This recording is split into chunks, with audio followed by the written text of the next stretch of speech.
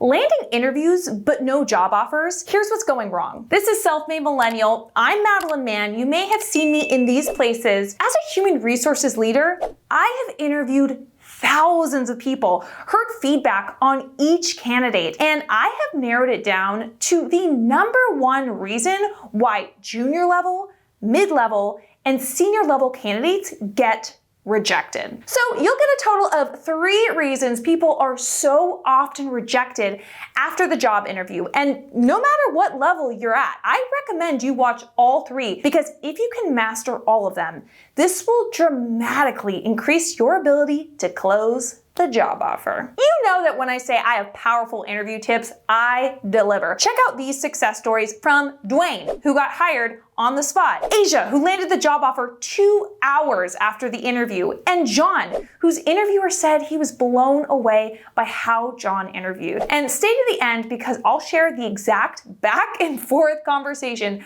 I had with a candidate that lost them the job, and you may be doing this too. What are the top reasons you weren't hired because of your interview? I'm going to start with junior level roles, then we'll go to mid-level, then finally senior executive level. But again, all 3 will be crucial to your interview game. For more junior candidates, what I see from them is they'll often come into the interview bright-eyed, bushy-tailed, and have a great level of enthusiasm. This enthusiasm is excellent at making a good first impression. It brings up the energy of the interview, and everyone comes out of the interview feeling like they just did a spin class. And the interviewer naturally will like you more because companies like people who like them. Who knew? However, often they will fall into a deep trap when it comes to answering questions like, why do you want to work for this company? Why this role? Where do you see yourself in 5 years? The junior candidates are often unfocused. And that is the number one mistake, being unfocused. And the funny thing is, I actually see this for people at other levels as well, not just junior candidates. And this can be the kiss of death. I will link videos where I dive deep into exactly how to be more specific with your answers to why this role, where do you see yourself in 5 years, that will work for any level that you're in your career. But what you'll notice in those videos is that I emphasize that if you do not present a clear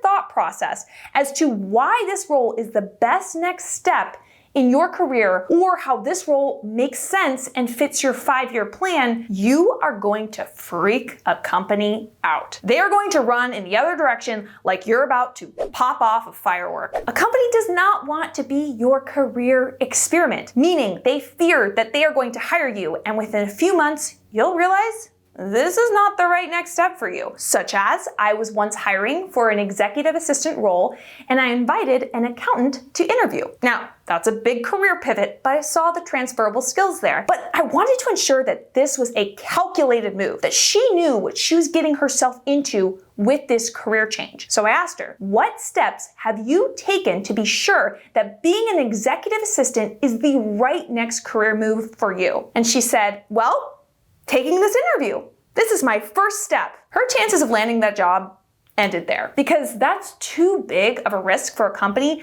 to hire someone only for them a few months into the job realize, this isn't exactly what I wanted, which then damages the morale of the team and is a huge time and money drain due to their exit. Therefore, you need to go into the interview clearly articulating why this is the right next step. Now, you might be watching this and thinking, Madeline, maybe I'm not sure about my next career step, okay? Maybe this is an experiment for me, and to be honest, I have no idea where I'm going to be in the next 5 years. I completely hear you, but you don't actually need to try a job in order to know if it's good for you. You don't need to be Goldilocks who tries every porridge before she finds the right one. You can do the work ahead of time and then sit down in front of the right bowl on your first try. I created a process called the 1-page career vision that allows you to zero in on exactly what your next career step should be and then be able to clearly articulate that to the employer. Some people spend months or even years of their life or their entire career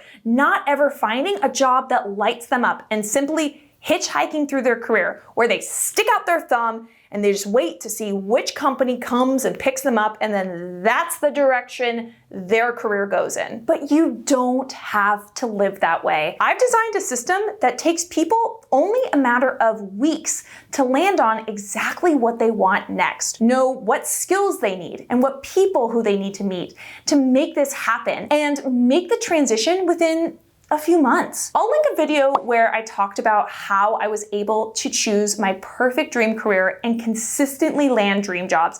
And I'll also link a free 5-day masterclass where on one of the days we dive in how to zero in on your perfect career leap. The class is called Upgrade Your Career. And if that class is not happening right now, make sure you get on the wait list. Next, let's talk about the number one reason that mid-level employees are consistently rejected in the job interview. As you get to be mid-level, you start taking on lead and manager level roles. The standards that you must meet will be different than lower level roles, especially when it comes to your communication style. Suddenly, the way you communicate will be seen as just as important, or maybe even more important, than your technical skills. Therefore, the number one reason I see mid-level candidates getting rejected is due to rambling. Rambling gives the impression that you do not have structured thinking and are an ineffective communicator. This spells disaster if you are to be a team lead or manager leading others, as communication breakdowns are detrimental to productivity. The number one question that people ramble during in the job interview is, tell me about yourself. So I will link a worksheet below that has helped thousands of people perfectly answer that question. Often one of the major reasons why people ramble is because you're trying to find the answer while answering the question. Our answer starts to feel like we are wandering the Candyland board. We start moving in one direction, and then we think, oh, of another thing to add, and then go in that tangent. And then we get a feeling that that wasn't what the question was about, and so then we keep talking until we see some sort of nod or hope that they have mercy and just interrupt us. Oh, I do have a video specifically on how to not ramble in a job interview, and I will link that below if this is something you struggle with. But what's so important here is to make sure you have proper interview training. One of the things I do for my clients is I have a process that allows us to fully understand the company and the job description and zoom in on what the company wants to hear. It's very confusing to know what to focus on from your own experience because you're so close to your own experience. But with my clients, what I'll do is I'll have them go through a formula called the Glory Formula, which helps them to tease out the important experiences that are only interesting to the company and essentially discard the other things. I know it sounds ruthless, which it is, but it makes it so that the company is fully focused on why you're the best fit. Of course, I will link my coaching program below if that's something you're interested in. But overall, you need to understand what the companies are looking for, find the glory in your story, and get the right practice and feedback. Practice and preparation is everything. Now, let's talk about the number one reason why high-level professionals and executives don't land the job offer. The higher the job you're going for, the more difficult it is to get. There's fewer of those jobs, and those medium rare stakes are so much higher when it comes to hiring the wrong person here. Companies are terrified of hiring the wrong leader, as they should be. But this mistake that executives make is actually something that every professional at every level can learn from. Not just because it will influence whether or not you get hired, but it's also an important skill to practice as you rise through the ranks. The reason why executives aren't hired is, yes, a combination of the first two reasons I listed, but also because they lack specifics. I have hired for most VP and C-level roles, and you might be astounded at how challenging it is for some of these folks to be specific with their answers. I'll give you an example. I was hiring for a VP of business development role, and question after question, this woman kept talking in generalities and philosophies. I asked the question, tell me about an initiative you put in place that you were proud of. She responded vaguely with, I've built a strong team with great performance. And then I asked for specifics. how did you build a strong team? And she said, I'm always focused on my employees. I am always there to help them, to make sure they do well, and I make sure that they are trained right. And again, this is all very vague. I felt like I had to keep digging and digging for some sort of tangible information, but you know, from all that digging, my back is getting sore, I'm getting sweaty. And yet I ask again, okay, you said that your team was trained right. What goes into that training? Walk me through it. And again, she said something along the lines of, I have great strategies and my team is always getting the feedback they need. And I'm always hiring the right people. How do you make sure you hire the right people? My back is giving out at this point. Blisters on my hands. The digging is too exhausting. She replies with, I'm really great at intuition and I know when it's right. I throw my shovel down and I quit. This interview is going absolutely nowhere. What have you learned about this candidate from this conversation? Absolutely nothing. And this is what so many senior candidates sound like. And you know what? They are not getting any job offers because employers cannot picture what it is like to work with this person, because it seems like they're not doing any work. It sounds like their teams are doing all the hard work and these people are just kind of approving things, asking for status reports, and playing fantasy football. No one wants to hire an executive like that.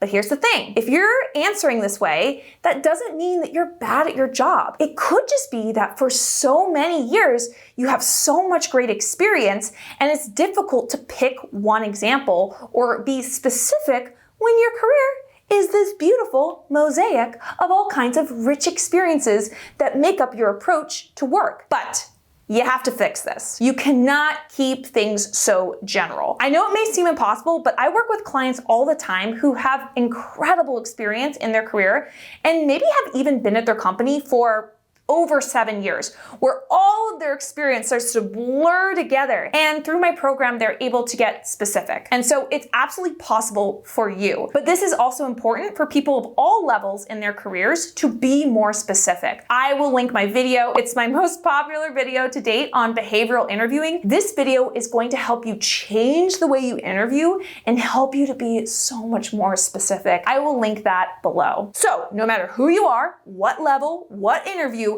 make sure you appear focused in your answers, avoid rambling, and be specific. Like this video and subscribe to this channel. You've got this. Wi-Fi high five.